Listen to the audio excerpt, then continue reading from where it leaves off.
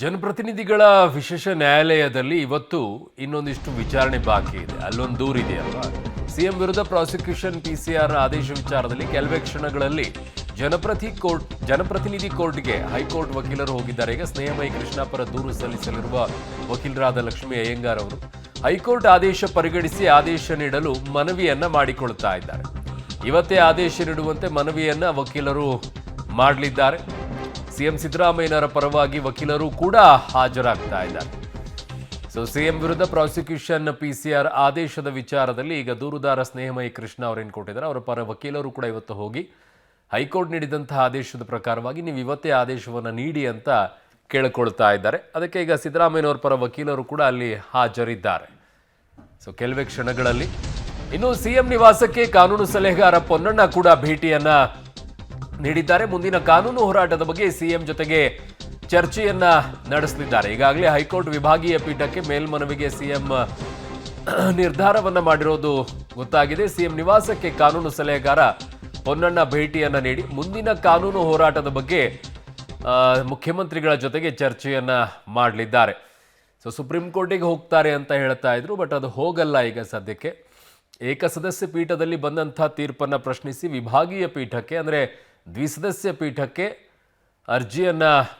ಮೇಲ್ಮನವಿಯನ್ನು ಸಲ್ಲಿಕೆ ಮಾಡೋಕ್ಕೆ ನಿರ್ಧಾರವನ್ನು ಮಾಡಿದ್ದಾರೆ. ಆ ನಿಟ್ಟಿನಲ್ಲೇ ಈಗ ಕಾನೂನು ಸಲಹೆಗಾರ ಪೊನ್ನಣ್ಣ ಅವರು ಮುಖ್ಯಮಂತ್ರಿಗಳನ್ನು ಭೇಟಿ ಮಾಡಿದ್ದಾರೆ.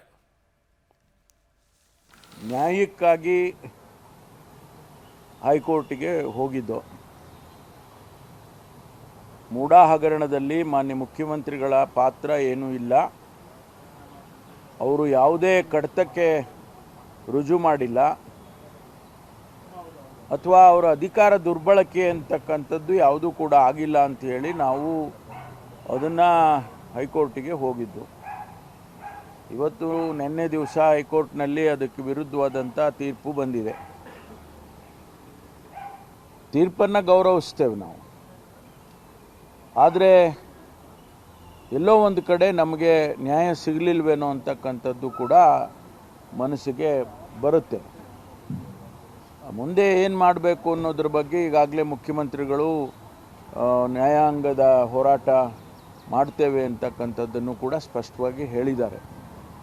ಅದನ್ನು ಮಾಡ್ತೇವೆ. ಆದರೆ ಮುಖ್ಯಮಂತ್ರಿಗಳು ರಾಜೀನಾಮೆ ಕೊಡಬೇಕು ಮತ್ತು ಅವರು ಅಧಿಕಾರ ಬಿಟ್ಟು ಇಳಿಬೇಕು, ಆ ಥರದ್ದೆಲ್ಲ ಏನು ಮಾತುಗಳು ಕೇಳಿ ಬರ್ತಾ ಇದೆ, ಅದು ಯಾವುದೂ ಕೂಡ ಆಗೋದಿಲ್ಲ. ಅವರು ರಾಜೀನಾಮೆಯ ಕೊಡುವಂಥ ಅಗತ್ಯನೂ ಕೂಡ ಇಲ್ಲ ಅಂಥೇಳಿ ಈಗಾಗಲೇ ಅನೇಕ ಜನ ಸ್ಪಷ್ಟಪಡಿಸಿದ್ದಾರೆ. ನಾನು ಕೂಡ ಸ್ಪಷ್ಟಪಡಿಸ್ತೇನೆ. ಕಾರಣ ಏನು ಅಂತ ಹೇಳಿದರೆ, ನಾವು ಈಗ ಅಪೀಲ್ ಹಾಕ್ತಕ್ಕಂಥದ್ದು ಮತ್ತು ಮುಂದೆ ಹೋರಾಟ ನ್ಯಾಯಾಂಗದಲ್ಲಿ ಹೋರಾಟ ಮಾಡ್ತಕ್ಕಂಥದ್ದು ಇರೋದರಿಂದ ಅಂಥ